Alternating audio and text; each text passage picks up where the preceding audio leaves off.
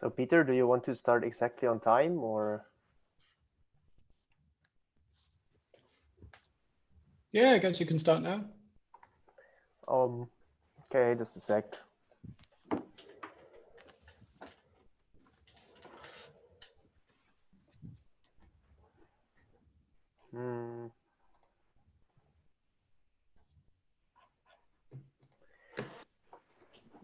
Good, then let's get this going.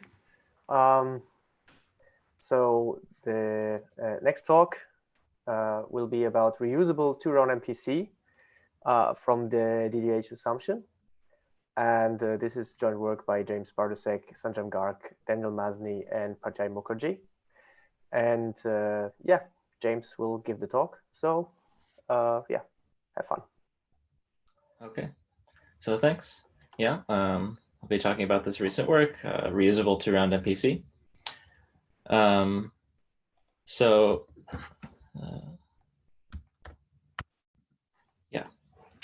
two-round MPC. So the setting that we're considering in this work is, as usual, we're going to have a set of parties, each with their own private input, and they're going to wish to compute a joint circuit on their inputs. And we'll be, our goal is round optimal approaches, and to do that, we'll be assuming access to a broadcast channel. And to specify the adversary, we're considering it's the usual dishonest majority setting. So the adversary can corrupt up to n-1 of these parties.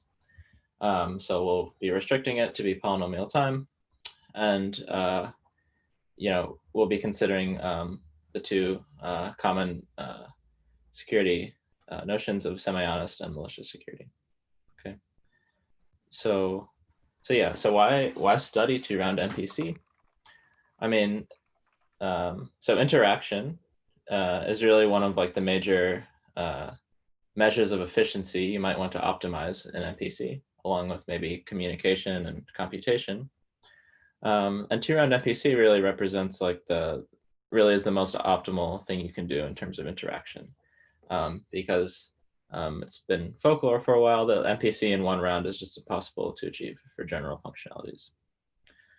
And so, why study reusable two-round MPC? Well, what is reusable two-round MPC? It's really taking, minimizing interaction even further without hitting that one round lower bound. So it's really kind of represents the minimal interaction pattern you can have in MPC. And it's basically saying that, parties can send a first message, and then that first message can be reused across multiple or unbounded number of second round executions, each on a potentially different circuit. So, just to visualize this, we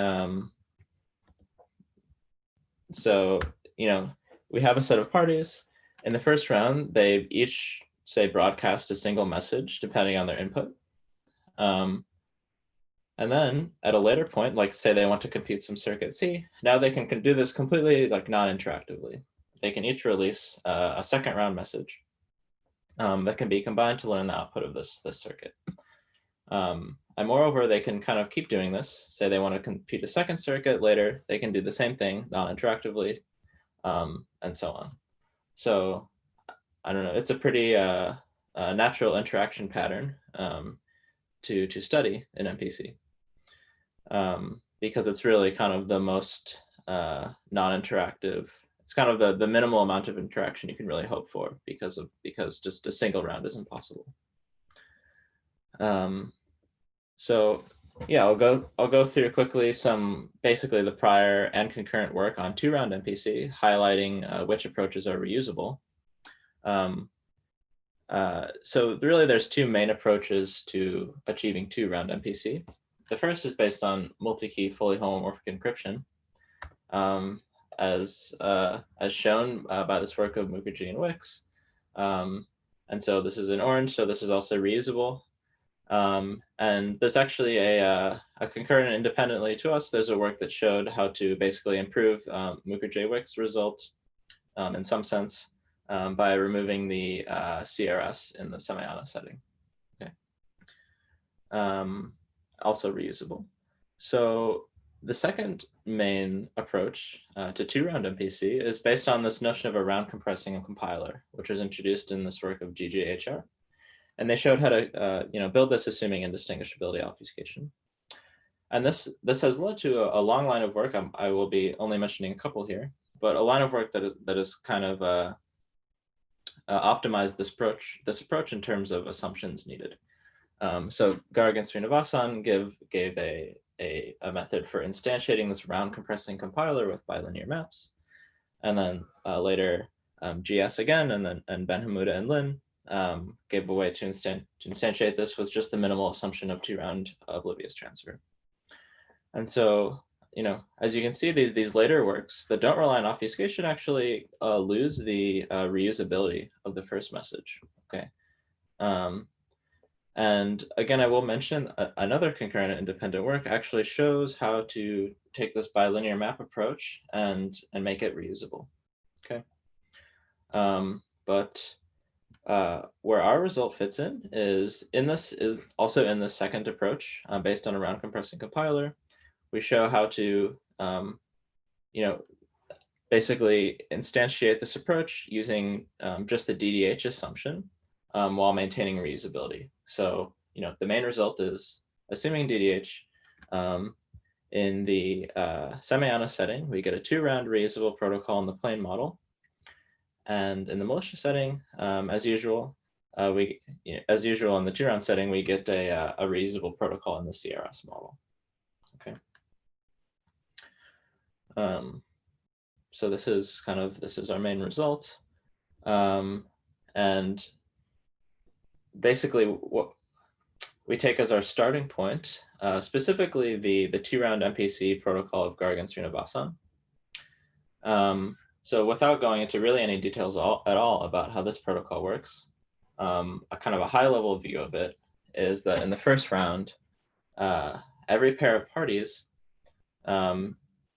exchanges a set of OT1 messages. Okay, so every pair of parties sends to each other a set of oblivious transfer messages where the choice bits that they use, or where the receiver choice bits that they use are kind of determined based on their input and their random points. Okay. And in the second round, each party just releases a sequence of garbled circuits kind of based on these exchanged OT1 messages in the first round. So that's just a very high level template. And so, why is this not reusable? Well, the issue is that, there's a couple issues. First is that the number of OT messages that these parties have to exchange in the first round actually grows with the size of the circuit that they want to compute in the second round. Okay. So there needs to be a certain number of OT messages exchanged per gate in the circuit that they'll eventually compute. And moreover, these OT messages, you can't really reuse them for multiple gates or for multiple computations because the garbled circuits that are used in the second round actually end up releasing some of the randomness used to compute these OT1 messages, rendering them kind of useless for future computations.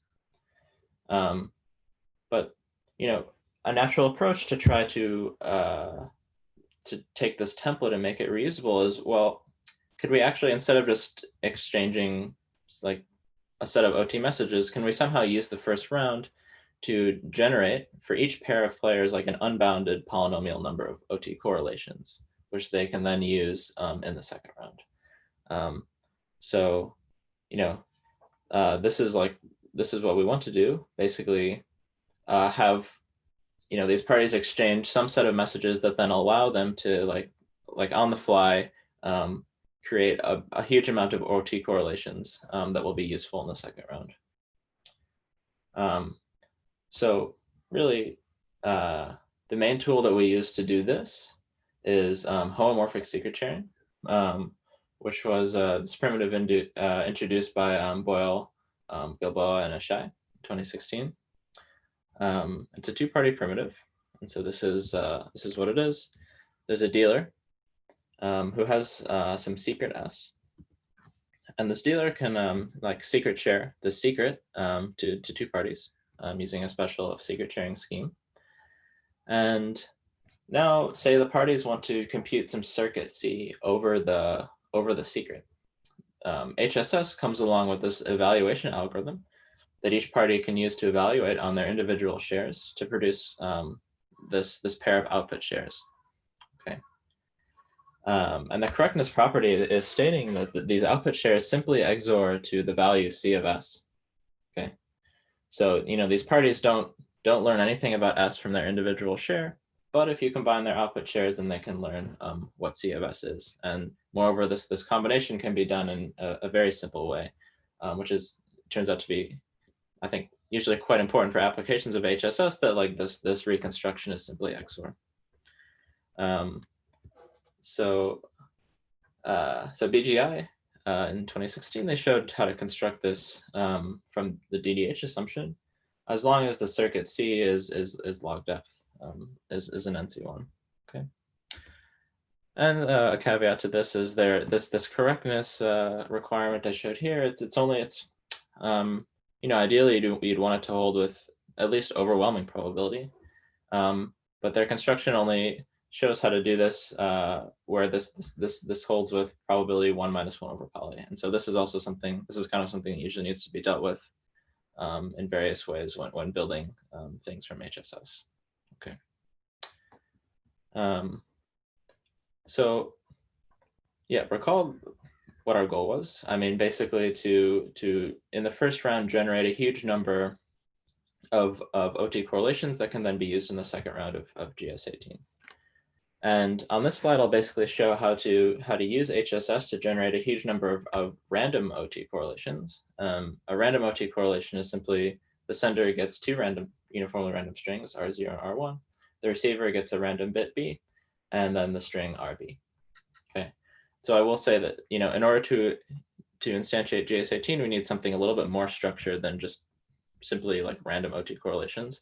But for the purposes of this talk, I'll show how to just do random OT correlations. And this is basically going to be, an instantiation. What we're basically using is this notion of a pseudorandom correlation generator, or this is like an instantiation of a pseudorandom correlation generator, which has been like introduced and studied in some recent works. So we're going to have because HSS is this primitive that operates in this dealer model where we have a dealer. So for now, kind of assume we're just going to have a dealer in our MPC protocol, and we'll kind of we'll see later how to remove that dealer. But so here we have a dealer and a sender and a receiver, and we want what we're going to do is have the dealer choose two PRF keys, one associated to each of these parties, the sender and the receiver. Okay. And the PRF key KS is going to have a range of lambda bit strings, and KR is just going to have the range of 1-bit strings. And so the dealer is going to send a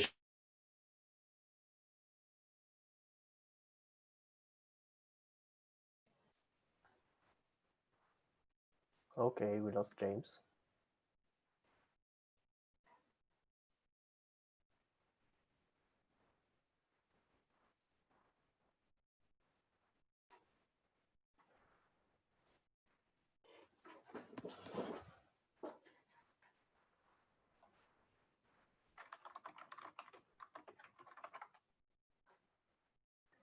I guess we'll have to wait. Peter, shall we wait for a minute or two until? Yeah, let's hope that James can get back his connection and rejoin. Yeah. Now he's left. Eduardo is suggesting that I do PowerPoint karaoke, but unfortunately I don't have his slides, and unfortunately I don't know the result in as much detail as James. So, but maybe we can take that moment while James is not here to check Julio's setup. If that's okay, Peter? Yeah, go ahead. Okay. Can you hear me fine? Yes. Yep. Good. Okay, so I just try to share my screen. See if I manage to not share any sensitive content. Yep, we see the PDF. Like this. Fantastic. Hey, And James is Yeah. back, so sorry about resume? that. No Yeah. problem. We lost you when you were talking about the two PRFs that are Right. used. Okay. Yeah, I mean, my computer just crashed, so hopefully that doesn't happen again. Okay, fantastic. So I was ready to substitute you, but no. I want we all want to listen to the talk to the end. So there's a lot of interesting stuff that's going to happen. So James, if you're ready. Yep. All right.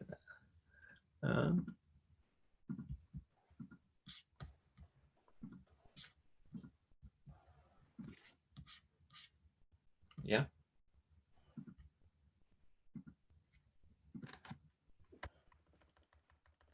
Okay. Good. So yeah, I was talking about yeah. So the dealers is so share these two PRF keys, right? Or sorry, sent one PRF key to each of these players, and also using HSS secret shares the concatenation of these two keys. Okay. And now say that these parties basically want to use this short message to generate say their ith correlation. What they're going to do is they're going to use the HSS eval algorithm to compute this function under HSS, which is just simply evaluating the SPRF on I, and then either outputting that value or all zeros, depending on the value of the RPRF. Okay, so this notation just means you evaluate KR and then repeat the bit lambda times, whether it's 0 or 1. Okay, so the result of evaluating this function will either be the value of the KSPRF or all zeros. Okay, and so the sender, so we want the sender to basically somehow create two strings out of this information. So the sender is going to simply set its string R0 to be the output share from HSS, Z0. And it's going to set its other string R1 to be this guy XORed with the PRF value, KS, which it can compute because it has this key. Okay. On the other hand, the receiver's choice bit is going to be its own PRF value, the bit B, and it's going to set its string to be its HSS output share. So we can kind of quickly check correctness for the two cases where B is equal to 0 or 1. If B is equal to 0, note that this function just evaluates to 0, right? And so that means by the correctness of HSS, assume for now it's perfectly correct, that means that these output shares have to XOR to 0, which means they're equal. Right. So in that case, RB is equal to actually Z1 is equal to Z0, which is equal to R0. Okay. On the other hand, if B is equal to 1, then these output shares XOR to the PRF value of KS on I. Right. So in that case, RB is actually equal to this value, Z0 XOR the PRF KS of I, which is actually exactly R1. Okay, so this is how they can generate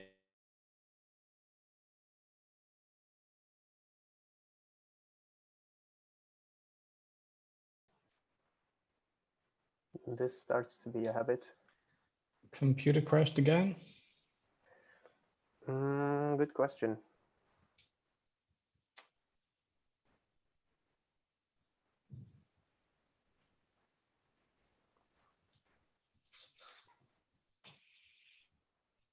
I think this HSS is not resilient to reboot attacks.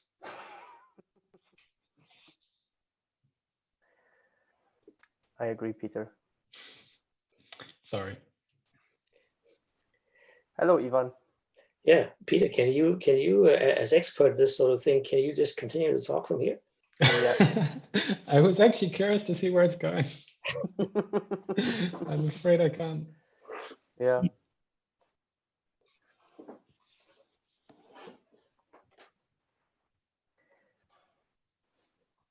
We were already thinking, Ivan, that in case if this will happen again, maybe you could play a little tune for the break on the violin.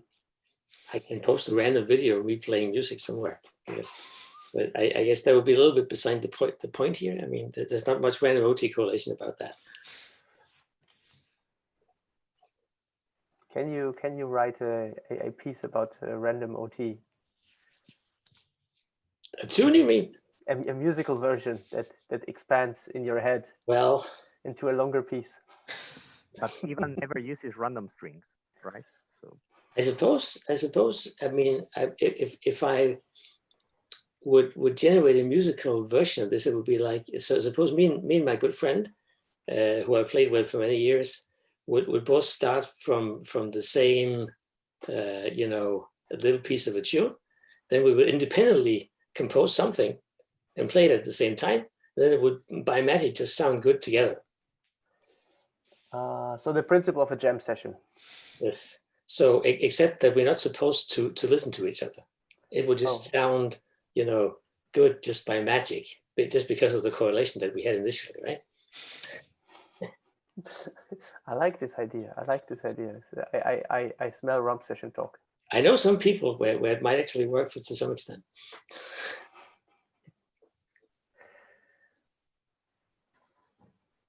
Hello again. Okay, sorry about that. I think I actually just switched computers. I think that was a new computer, so that's kind of that's not good. So anyways, I'm going to use this older computer. Hopefully this will actually work. Okay, let's see.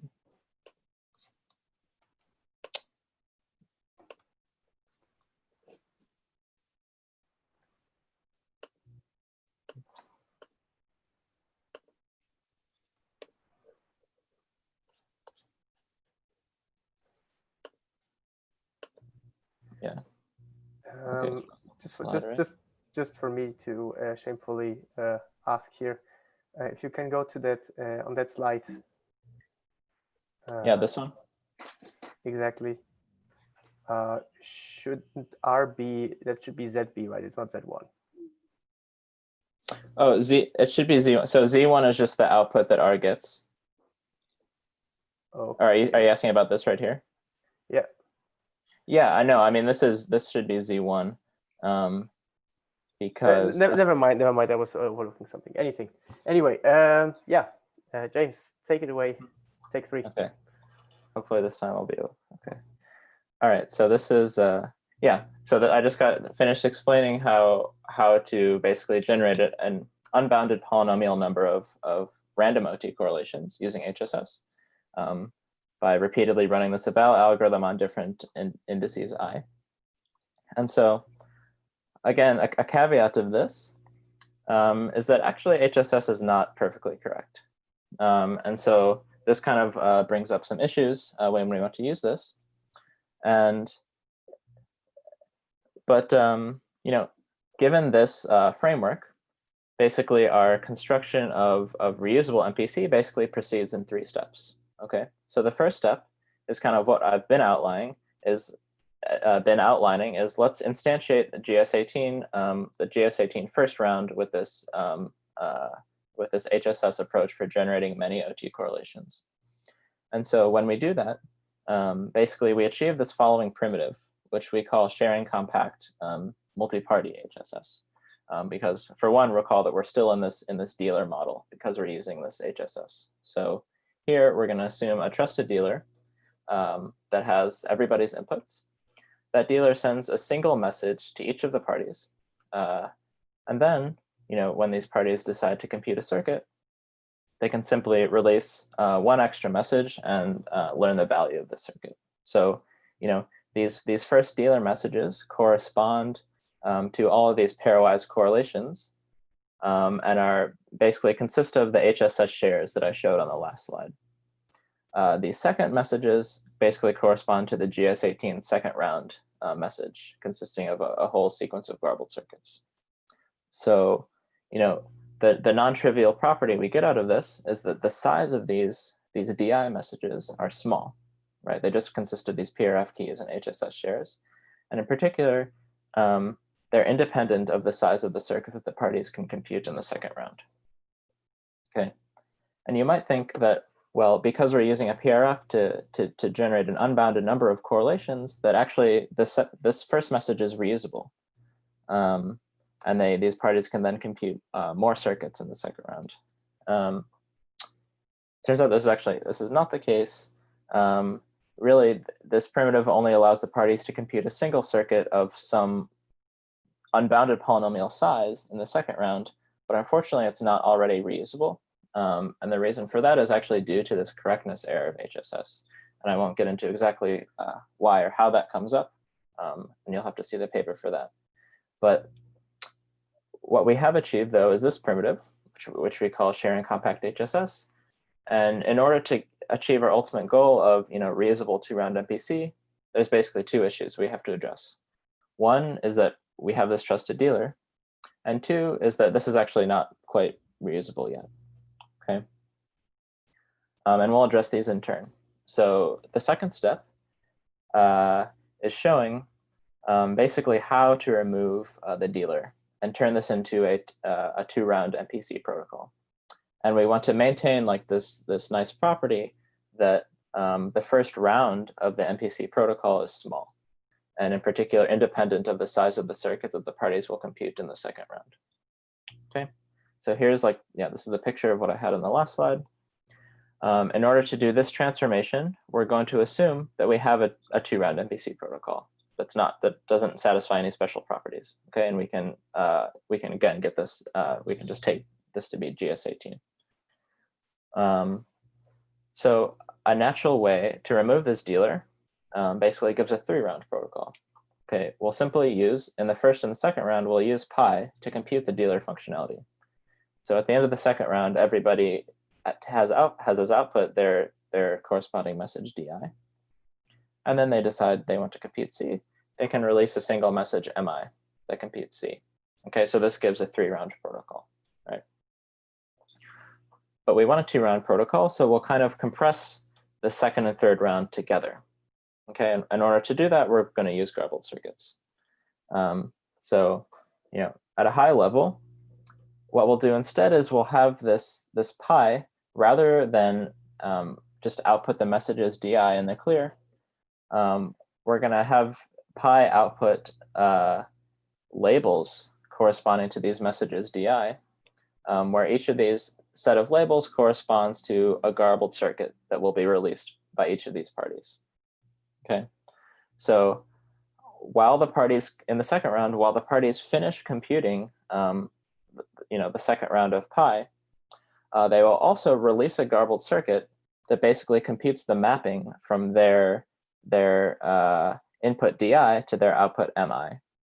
And so, if an evaluator, to learn the output of this circuit, if you have these set of garbled circuits and you have the labels that came from the output of pi, then you can combine these to then learn the MIs and then the results of the circuit. And this can all basically be done using this information that you get from the output of the second round. Okay, so this is kind of like a mini, it's a mini round collapsing compiler, similar to ideas that have been used, for example, in GS18 and other works. Okay, so after completing this step, what we've built is this, what we call a first message succinct two-round MPC protocol, where it's not reusable yet, but it has this nice property that the first round, which is just the first round of this protocol that's computing these DIs, the first round, the computation and the size of the messages output in the first round are completely independent of the size of the circuit to be computed in the second round. So finally, although I really won't get a chance to talk about it, our third step is showing a generic transformation that takes any first message succinct two-round MPC protocol and produces a reusable two-round MPC protocol. And I encourage you to see the paper for this, but it's basically based on ideas going all the way back to the classic GGM PRF construction. And also more recently, for example, this dotling and garg IBE from DDH uses similar ideas. And basically we're gonna, you can imagine like a GGM tree, except that each node is going to be one instance of this first message succinct MPC. And each leaf is actually an MPC that computes one of every possible polynomial size circuit.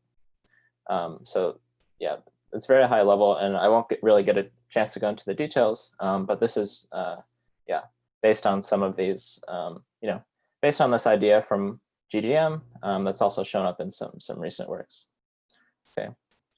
So wrapping up, I think the main takeaway is this reusability in two-round MPC, or alternatively, really the minimal interaction pattern you can have in MPC. The takeaway is it can be achieved without heavy hammers of obfuscation or fully homomorphic encryption. Okay. In fact, we show it can be achieved using a simple DDH assumption. And we really build on a lot of work that builds great tools from DDH. So we need HSS from DDH. We also needed a PRF and NC1 from DDH with the now Orion Gold PRF. And we also needed to use a two-round MPC from DDH. Okay. And the techniques we use, so we take ideas from these garbled protocols that kind of started with the work of Garg and Srinivasan. And in the step I didn't really talk about, we need this, what I'm calling this garbled tree, or we basically need a way to traverse a tree using a sequence of garbled circuits. And this idea has also come up in many recent works. And finally, before I finish, I just want to mention quickly these two concurrent and independent works. So I already mentioned this work of Ben, Hamuda, and Lin. So what they get is reusable MPC from pairings, right? So a stronger assumption than us. However, they do have the advantage, and I'm calling this unbounded, but their advantage is that the first round message doesn't even depend on the number of parties in the system. Okay. So for us, the number of parties in the system is a parameter to even the first round message. But for them, their first round message is independent of not only the circuit, but also the number of parties to compute the circuit in the second round. Okay. And I also want to mention this work again, the one that achieved reusable MPC from LWE in the plane model. Because they actually use a similar and essentially the same first message succinct to reusability transformation that we used in step 3. Okay, and yeah, that's all I wanted to say. So yeah, thanks for listening and bearing with me through the interruptions. Well, thanks for the talk, James. Very interesting result. Right now, there's nothing in the Q&A, but I would have a question, which is this round collapsing. You say that you get weaker assumptions, obviously, than FHE. But did you or anyone look at the asymptotic computation complexity? Because even for FHE with using the bootstrapping, so how does that compare to the blow up that you get from this garbled circuit technique that you have there? Yeah, so for computation, it's certainly worse communication wise. Like with FHE, you can get actually succinct communication, yeah. Right? And we certainly don't have that here. And computation, I mean, we didn't actually do a comparison, but I would suspect that we're some order of magnitude worse than the FHE computation as well. Maybe some blow up in the circuit size. I mean, with FHE, you have to at least pay for the circuit size times some other overhead. I'm assuming our overhead is worse. Mm-hmm. Okay, great. Then thanks again for the talk. I don't see any other questions in the Q&A. James, can I just ask one quick question? Yeah. Yeah. So thanks for the nice talk. So did you think about whether it's possible to replace DDH with LPN by plugging in these pseudorandom correlation generators? Yeah, that's a great question. It's something I actually just been starting to think about recently. But okay. But very recently. Really, it's just it's a natural question, right? Because you can do these silent OT extensions from LPN and things. So yeah, it's a great question. but it's not like it immediately follows. It doesn't appear to be immediate. Yeah, there are some extra, I think, challenges there. Okay, thanks. Okay, great. Then I guess unless another one on the panel has a question, then it's time for Giulio. Okay. Tell me. So, should I start? Go ahead. Yes, please start with the Sharing screen. sharing your screen or program. So my camera seems to be like it's about to die, but I don't know how to fix it. So if it disappears, we just keep going. If we see the slides, then that's still great. That's Obviously, good it's enough. even better if we also see you. Okay, so the next talk and the last talk for today of TPMPC is Candidate.io from homomorphic encryption schemes. And this is work by Zwicker Wakerski, Nico Dötting, Sanjam Garg, and Giulio Malavolta. Giulio is going to give the talk. So Giulio, take it away. Okay, so thank you for the introduction. So this is going to be an I/O talk, and specifically a new construction from I/O. And if you zoned out from recent developments in I/O, you didn't really follow what happened. You shouldn't worry about it, because this is sort of, you know, like a fresh take on the problem, a new paradigm to construct I/O, and you don't really need to know any prior work in order to understand this. So yeah, let me start with just defining the problem. So indistinguishability obfuscation is the problem of taking a piece of code and scramble it in such a way that it becomes unintelligible to any external observer, yet the functionality of the code is preserved. And so it is basically a compiler that takes as input a circuit C and produces another version of the circuit C. And we want that for any two functionally equivalent circuit, the resulting obfuscated circuit are computationally indistinguishable. And this is really it. And so let me address the elephant in the room here. So why do we care so much about obfuscation? So there are many applications of obfuscation, but including functional encryption and so on. But the reason why I'm interested in obfuscation personally is because it is a very fundamental question about knowledge and computation.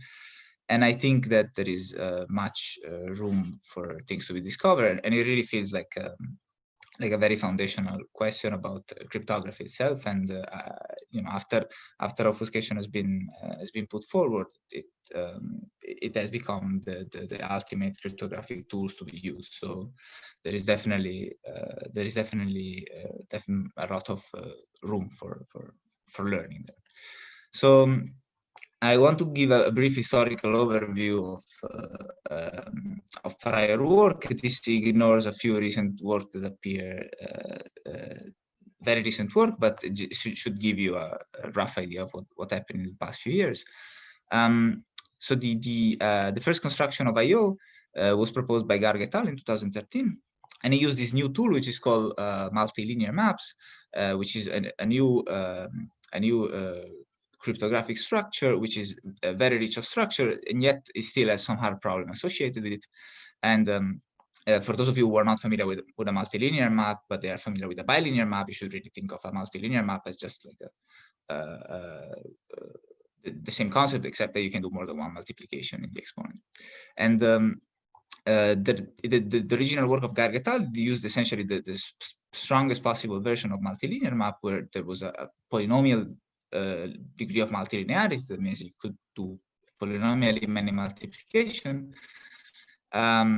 which is it is somewhat acceptable. But the problem is that the more mathematical structure that we have within this multilinear map, the more it seems to be prone to attacks. So there has been a substantial effort in the literature to reduce the degree of multilinearity all the way down to 2, and 2 are the classical bilinear map, which we all know and love. And by now, there are problems which are very well studied and assumed to be hard.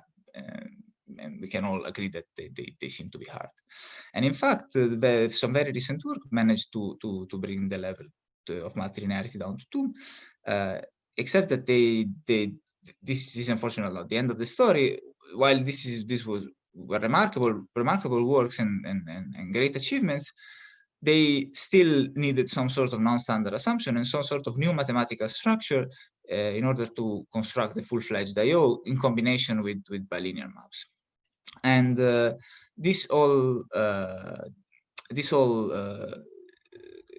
constructing I/O from multilinear maps has created an undesirable vicious circle of break and repair, where assumptions over multilinear maps get attacked constantly, and then construction get patched, and this doesn't help towards creating a good confidence in the assumption. So the natural question that many people ask is whether we can found I/O on assumptions which are standard. And in this talk, we don't solve this problem, but we take a slightly different route, and we say we want to study whether we can base I/O on sources of hardness which are well known, well established, and we all agree they can be hard, and we will use it in sort of an unorthodox way in order to get our final result. And so the new tool that we introduce in order to construct I/O is that of split fully homomorphic encryption, split FHE in short, which I'm going to define and construct in the rest of this talk.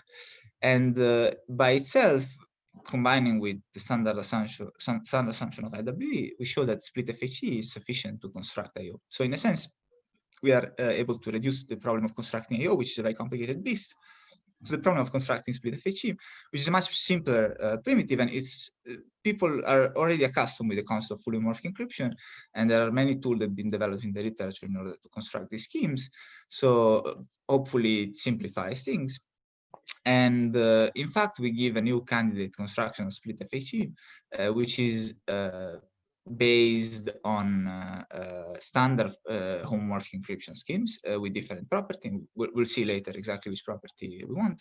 And again, as I said before, we don't get a provably secure in the traditional sense construction, but these schemes are going to be used in a heuristic way.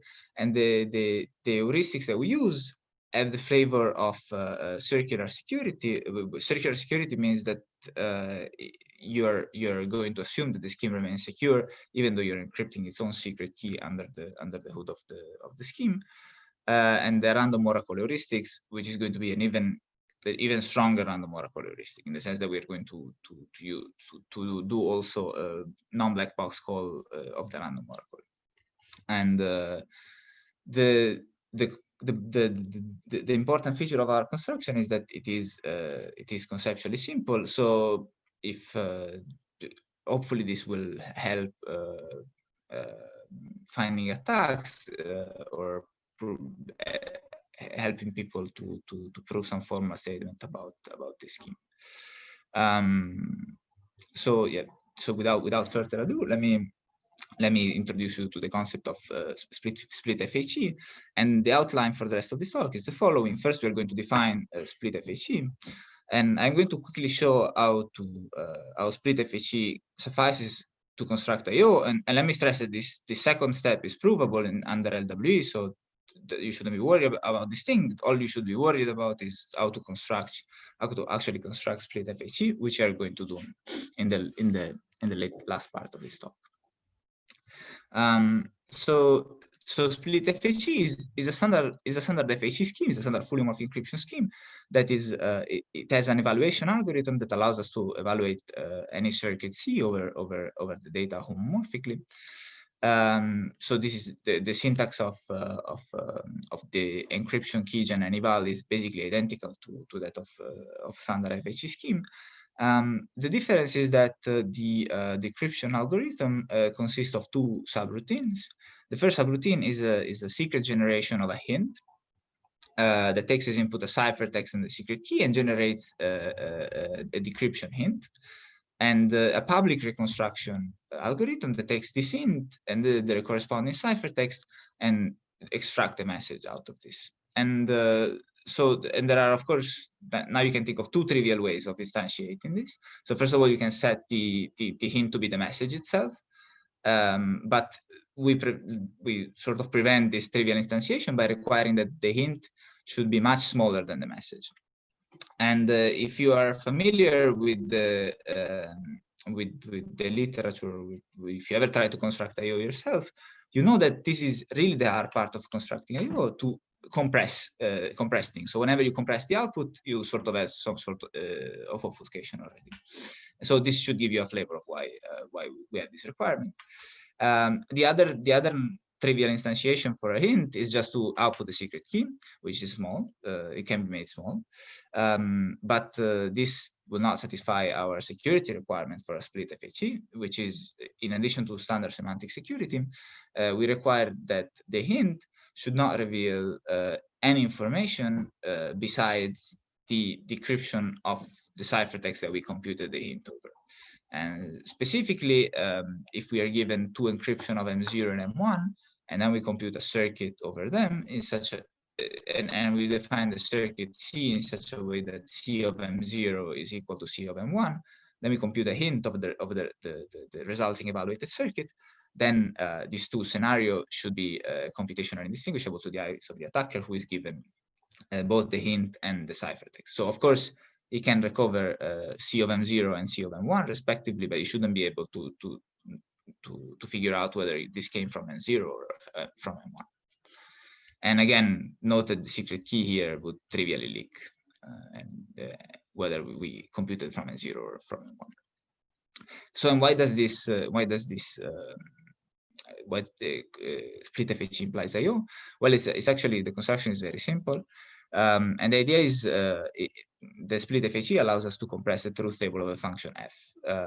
And the way the truth table looks is very simple. Instead of writing out the truth table, I just give an encryption of a circuit representation of f, together with a decryption hint for a function to be defined next. And the function that I define is just the function that takes the representation of f and evaluates over all possible input of its domain, and returns the output of the concatenation of all the outputs. So this is the function. So note that the first observation is that this is not necessarily an efficient function, because the function f might have an exponentially large domain, and in that case, this function has to go through the whole domain.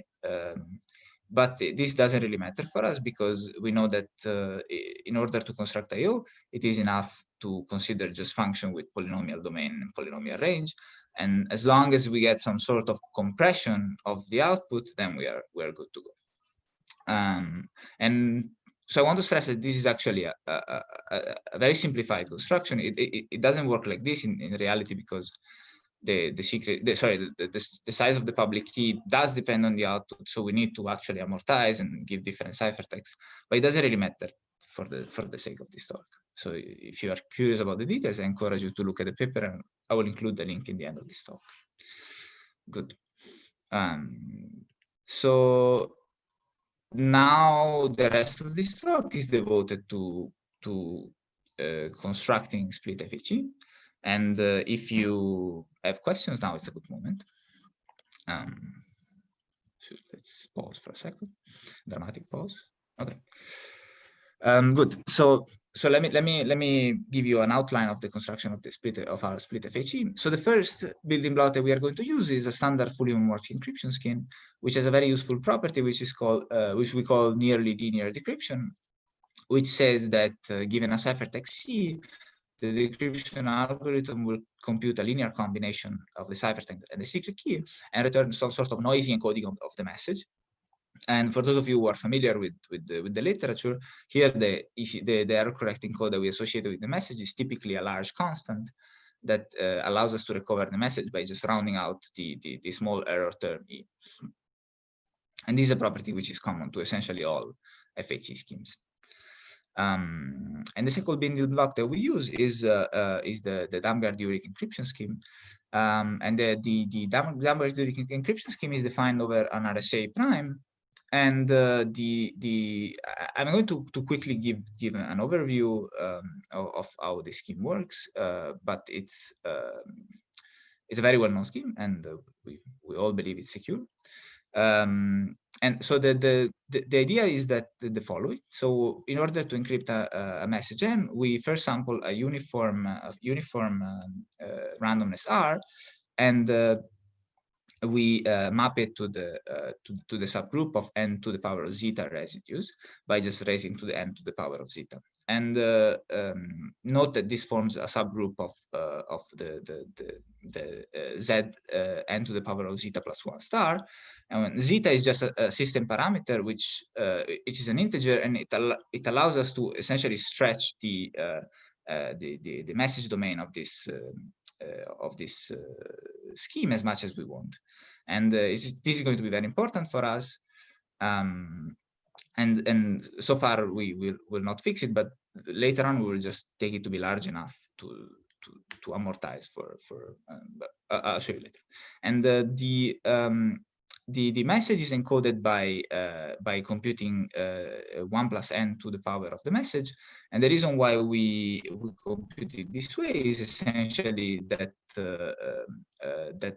once we get rid of the mask R, which we can do if we have the secret key, then the message is efficiently computable, even if the message comes from an exponentially large distribution, because that the subgroup generated by 1 plus n it supports an efficient discrete logarithm procedure. So a few observations about the scheme. So the first observation is, which is well known, which is that the scheme is actually linearly homomorphic, and the homomorphism is over Zn to the power of zeta. And again, zeta is our integer, which we can take to be very large. So it's a very large domain. And the other observation is that you can frame the scheme to have actually small decryption hints. And in fact, if you take a ciphertext C and you raise it to the multiplicative inverse of n to the power of zeta, which you can compute if you have the secret key, you actually recover R. And R is an integer modulo n. And once you have R, you can divide away the mask and recover the message. And note that this R is actually very small, and in particular is much smaller than the message if we take this Z this zeta to be large enough. Okay, good. So how do we combine these two schemes? Well, stuck. So there is a very natural way to combine the schemes, which is going to be insecure. Let's walk through it together and see where this thing fails. So the idea is, since the FHE scheme has a linear decryption, we can sort of take advantage of this and encrypt the secret key of the FHE under Damgard-Yurik encryption. So now we use the homomorphic property of the FHE scheme in order to compute our evaluate the circuit homomorphically. Now, using the linear decryption, we key switch into the Damgard-Yurik encryption by just computing the linear operation homomorphically. And then, since we are now in the Damgard-Yurik world, we can compute the decryption hint with the procedure that we described before. Unfortunately, while this satisfies all the structural requirement, this proposal is completely insecure, and the reason is because we are essentially recovering the full noise E, which is a notorious problem in this domain. And in particular, it's not hard to see that actually this gives us a linear combination over the secret key of the FHE, since that's the way we define it. And given enough linear combinations, we will be able to recover the full secret key. So this is not good. So let's see how we can fix this. Now I'm going to assume for the moment the existence of an oracle which sits in the sky and is queryable by all parties, and this oracle returns uniformly sampled Damgard-Yurik encryption of small and random values. And later I'm going to discuss how to instantiate this oracle. So again, this is not a realistic scheme because this oracle doesn't exist, but is going to be instrumental in order to understand our scheme. So the homomorphic evaluation is the same as before. Now I allow every party to perform this operation and then to query this oracle on, let's say, a fixed string. And then I can add this to ciphertext homomorphically. And now if I set the parameters correctly, I will see that the resulting ciphertext will be a uniform Damgard-Yurik encryption scheme of the resulting message plus some random small term. And if I set the parameters correctly, the random small term that came from the oracle will completely mask the decryption noise E. And for those of you who are familiar with the literature, this is a standard smoothing argument. And again, I have to be a bit careful with the parameters, but if you have this oracle, things work out. And again, then we can just compute the hints by using the algorithm of Damgard-Urich that we described before. Good. So now, of course, this is all very nice, but I mean, we don't have this oracle. And in particular, even if we were trying to sample a random string, we will not hit Damgard-Urich encryption of a random and small value. And random is fine, small is the problem. What we do have in reality is, what we do have in cryptography is a tool that is very useful, which is a random oracle. And a random oracle essentially allows you to draw a uniformly random string. And since I can take any string, in particular, I can also take any string modulo n to the zeta plus 1. And now,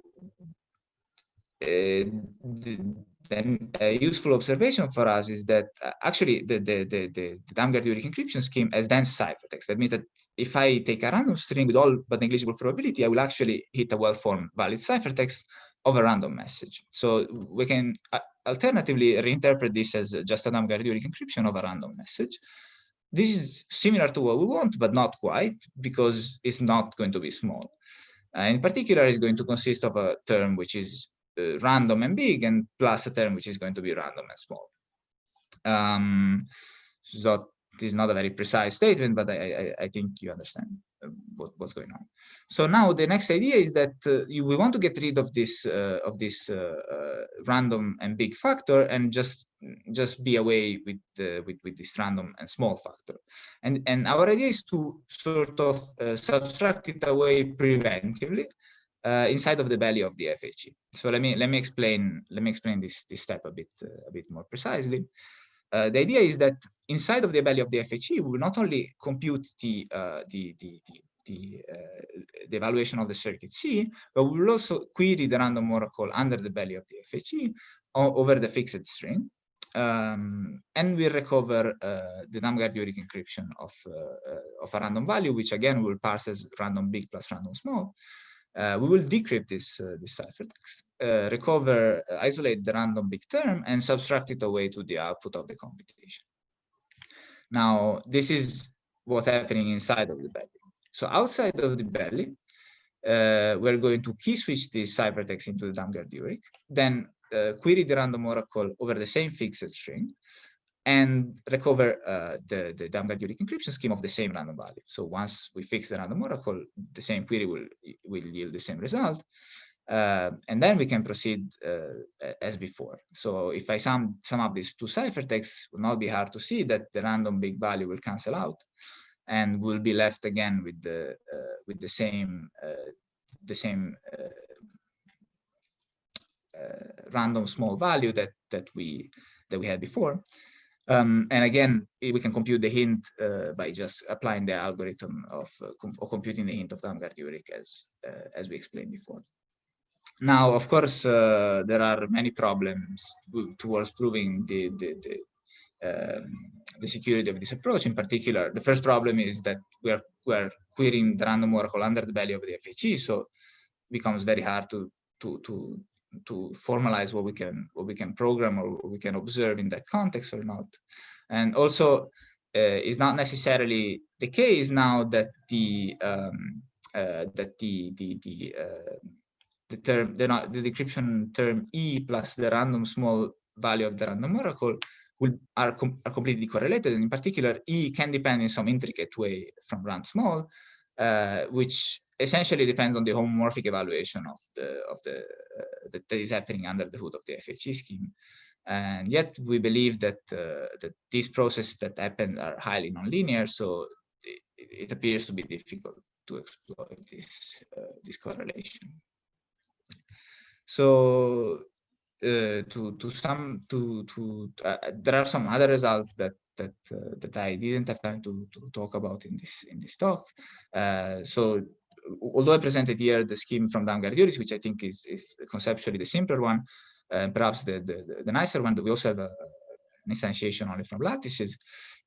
Also, we have some other results which essentially translate this approach, but in a provable, secure way.